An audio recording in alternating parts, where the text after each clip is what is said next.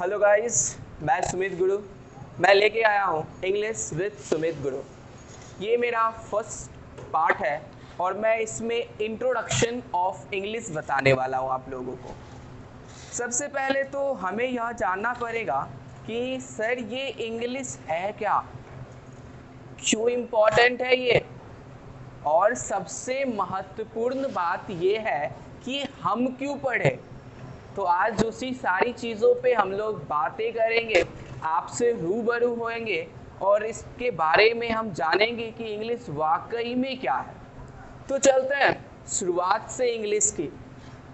English, बहुत सारे बच्चों को डाउट होता है सर इंग्लिश बहुत डिफिकल्ट सब्जेक्ट है, लेकिन अगर हम बात करें उनकी मेंटलिटी को थोड़ा सा मैं चेंज करना चाहता हूँ। वो चेंज इसलिए मैं करना चाहता हूँ क्योंकि इंग्लिश सब्जेक्ट नहीं है। अब दिमाग में ये प्रॉब्लम आ रही है, सब्जेक्ट नहीं है, हम तो आज तक इसको सब्जेक्ट लेके पढ़ रहे थे, तो प्रॉब्लम क्या है इसमें?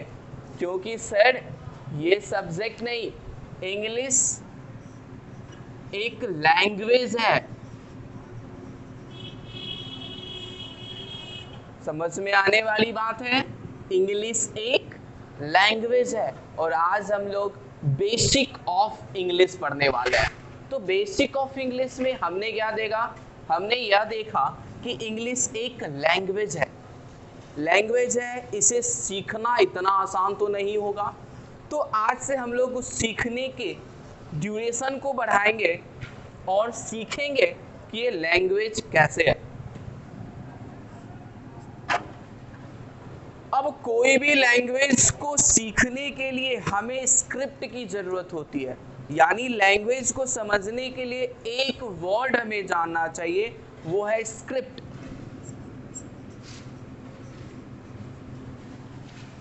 स्क्रिप्ट हिंदी में इसे लिपि कहते हैं। मेरी हिंदी थोड़ी कमजोर है, हिंदी पे ना जाए, इंग्लिश मैं थोड़ी बहुत हिंदी लिख दिया करूंगा। वैसे अगर हम स्क्रिप्ट की बात करते हैं तो स्क्रिप्ट क्या है? अगर हम स्क्रिप्ट की इंग्लिश करें, जिसके हम लोग वन वर्ड सब्स्टिट्यूट कहते हैं, और ये इंग्लिश में बहुत इंपॉर्टेंट है, डे टू डे हम लोग इसके बारे में भी बात करेंगे। स्क्रिप्ट की मतलब होती है राइटिंग ऑफ अ लैंग्वेज।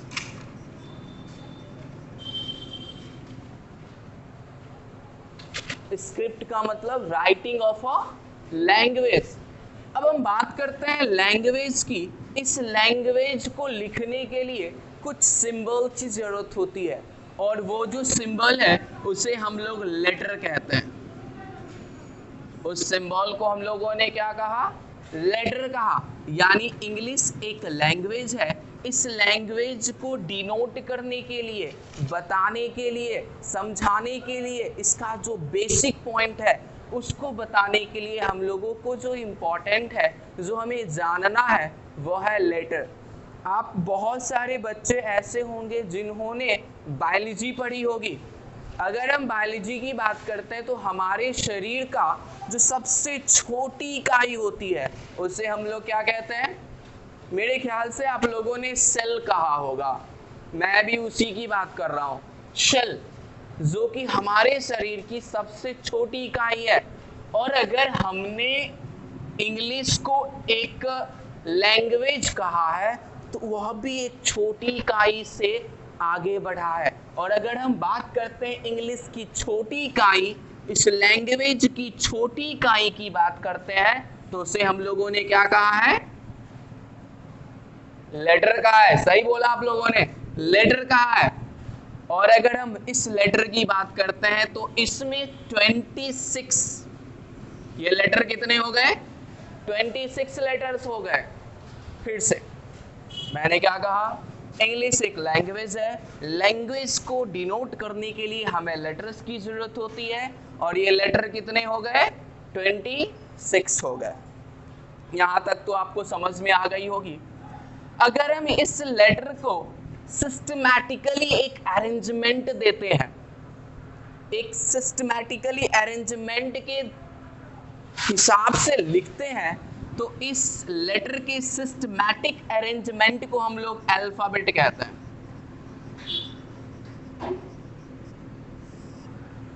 अगर अब किसी भी लेटर्स को सिस्टमैटिकली अरेंजमेंट देते हैं तो उसे हम लोगों ने क्या नाम दिया है?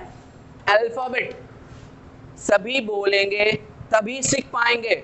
आप मेरे साथ जुड़े हैं, सुमित गुरु के साथ जुड़े हैं, तो आपको बोलना पड़ेगा। कॉपी कलम के साथ आपकी स्पोकन भी स्टार्ट होगी। चलिए, एक टीचर जानता है कि अपने बच्चों को कब बुलवाना चाहिए, कब नहीं बुलवाना चाहिए। चलिए, मैं बात करता हूं लेटर की। अगर लेटर को अरेंजमेंट करते हैं, एक सिस्टमैटिकली अरेंजमेंट देते हैं, तो उसने क्या बनाया? अल्फाबेट। भाई अगर इस अल्फाबेट की बात करें तो इस अल्फाबेट को हमने 2 कैटेगरीज में बांट दिया। Means you can say alphabet can divided into 2 parts. The first one is vowels. इसको हम लोग क्या कहते हैं? vowels कहते हैं, vowel नहीं कहते हैं, vowels कहते हैं। और जो दूसरी है हमारी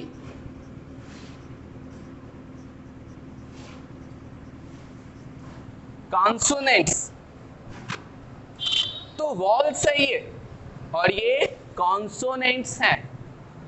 तो समझने वाली बात ये है कि जो हमारी वॉल्स हैं ये गिनती में 5 हैं। ए, ई, आई, ओ, यू। और जो रिमेनिंग बच गए, यानी ए, ई, आई, ओ, यू से जो रिमेनिंग बच गए वो हमारा हो गया कॉन्सोनेंट। जैसे बी, सी, डी, एफ। हमने यहाँ पे 2 बातों को जाना। पहला ये कि अल्फाबेट 2 भाग में डिवाइड हुआ। पहले को हम लोग वाउल्स कहते हैं, दूसरा कॉन्सोनेंट्स कहलाता है।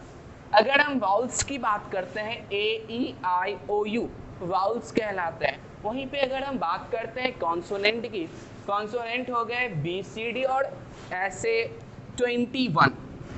ये कितने हो गए? 5।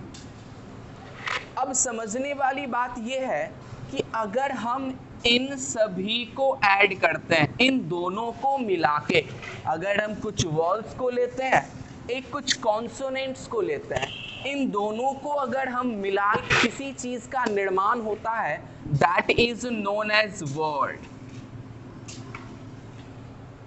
क्या देखा हमने कि इन दोनों के निर्माण से जो हमारा बना है, ये क्या बना है? वर्ड बना है। वैसे हम वर्ड्स को डिफाइन कर सकते हैं, तो चलते हैं वर्ड्स के डिफाइन के तरफ। तो मैंने क्या बोला? मैं अब जो पढ़ने वाला हूं वर्ड्स, और मैंने बताया इंग्लिश। अब हमारी कहां पे जा अटकी है? वर्ड्स पे। वर्ड्स को हम लोग डिफाइन कर सकते हैं। अगर हम वर्ड्स को डिफाइन करना चाहते हैं तो हम लोग कह सकते हैं अ मीनिंगफुल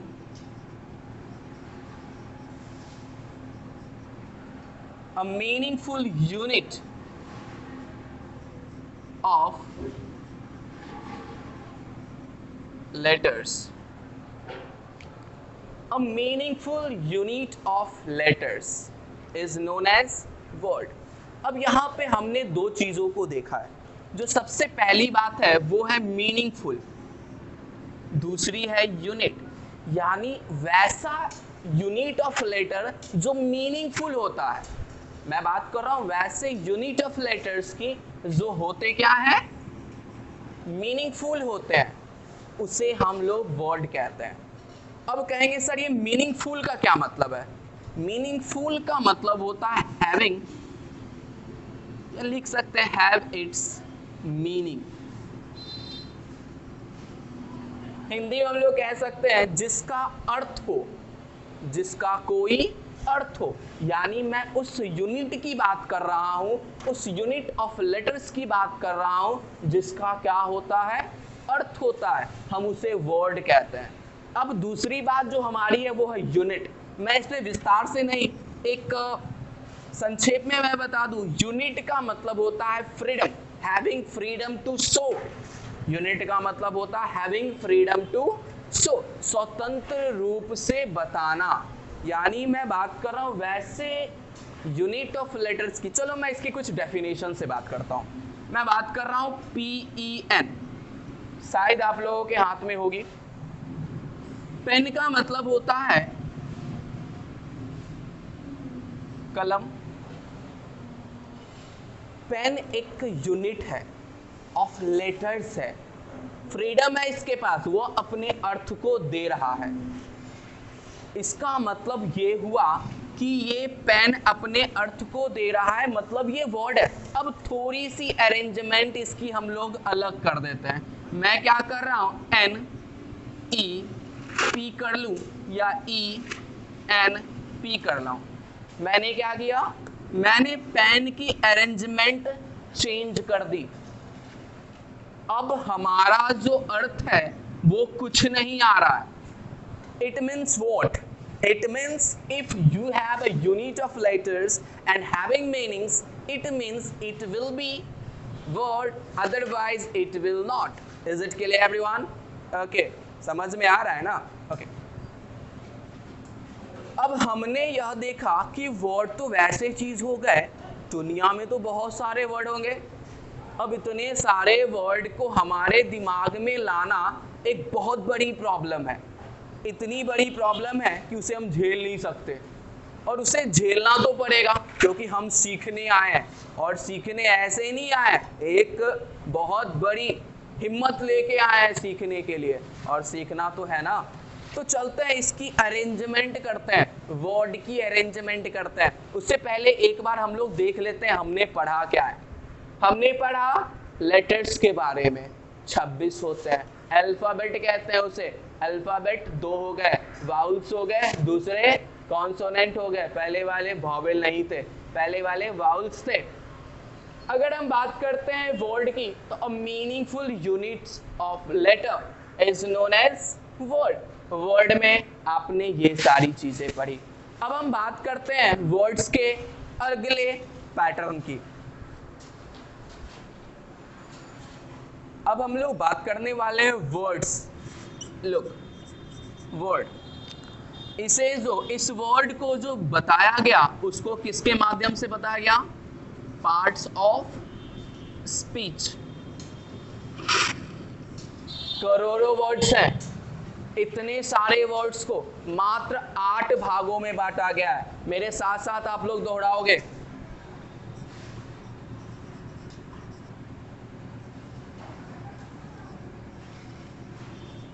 बोल रहे हो ना आप लोग? ये नाउन है, ये प्रोनाउन है।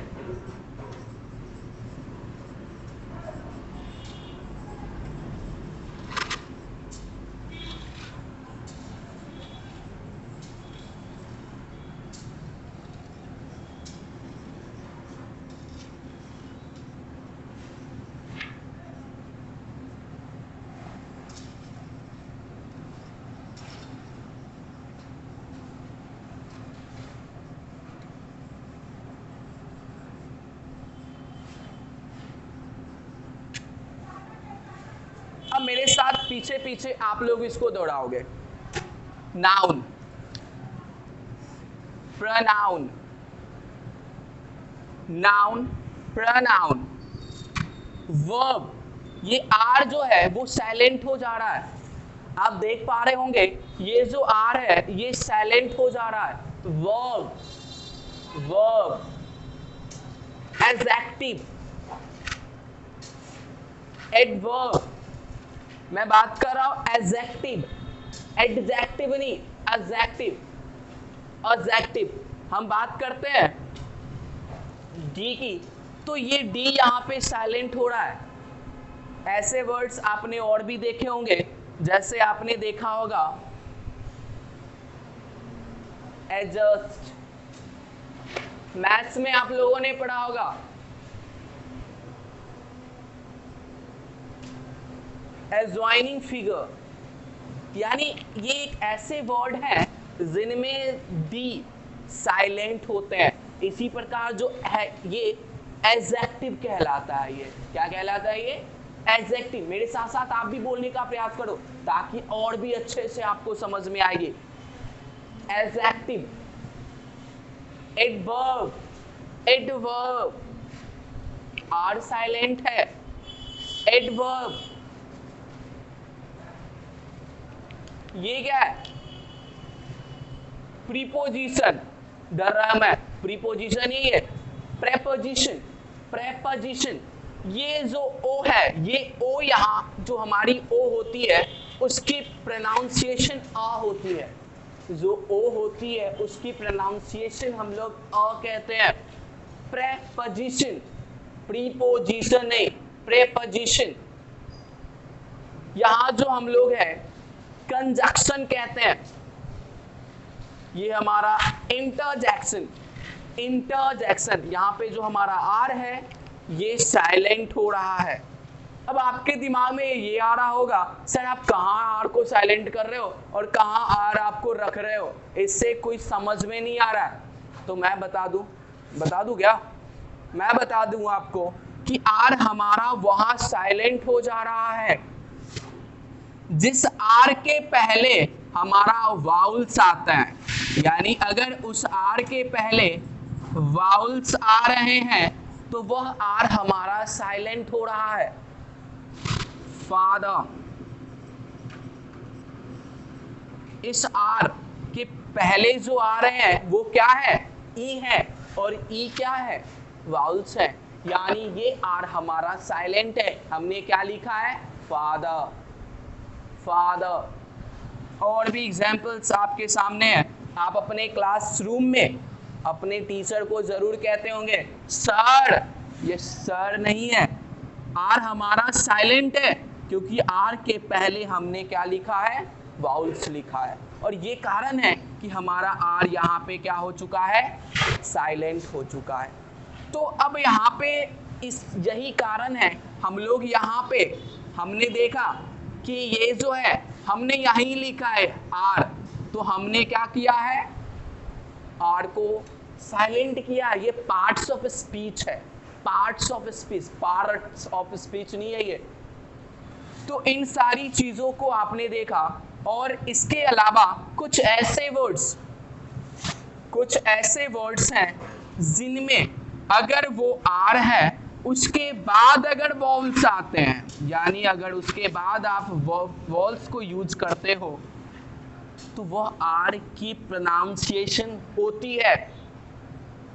जैसे आप रिक्वेस्ट, आपने ये देखा आर के बाद आपका वाउल्स आ रहा है और यही रीजन है कि आपने आर यहाँ पे प्रोनाउंस करी है। हम लोग अभी क्या पढ़ रहे हैं?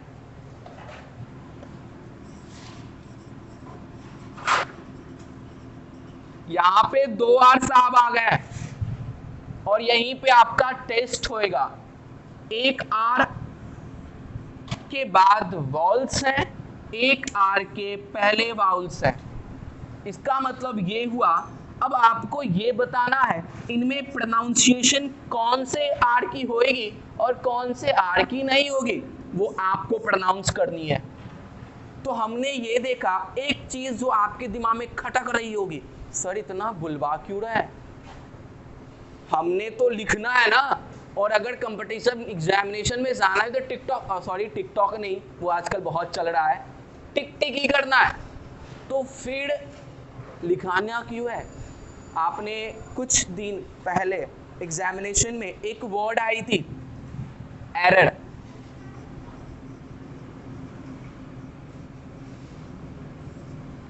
कई बच्चों ने इसको गलत कर दिया। मैं बात कर रहा हूं डेफिनेशन की, डेफिनेशन की मैं बात कर रहा हूं। आप लोग कहते हो डेफिनेशन, और बहुत सारे बच्चों ने यहाँ पे ए डाल दिया और ये गलत हो गया। तो जब तक आप रियल प्रोनाउंस नहीं करोगे, तो आपने ये देखा कि हम जब तक सही बोलेंगे नहीं तब तक सही लिखेंगे नहीं। यानी बहुत सारे बच्चे ने डेफिनेशन बोला है, और अगर आप डेफिनेशन बोलोगे तो लिखोगे भी डेफिनेशन। तो आपके बोलने पे डिपेंड करता है कि आप रियल प्रोनाउंसिएशन करते हैं या नहीं। वैसे आप मैं बता दूं कि ये सारी चीजें हम लोग का नेक्स्ट जो फर्दर है उसको हम लोग सेंटेंस पढ़ेंगे, जो कि हमारा अगली क्लास में किया जाएगा। और अगर आपको यह वीडियो पसंद आया तो लाइक ज़रूर करें, सब्सक्राइब करें और शेयर करें और दोस्तों तक भी पहुंचाए ये, क्योंकि अगर आपके लिए बेनिफिशियल है तो ज़रूर आपके दोस्तों के लिए भी बेनिफिशियल होगा। और हाँ, घंटे को दबाना ना भूलें ताकि मेरी जो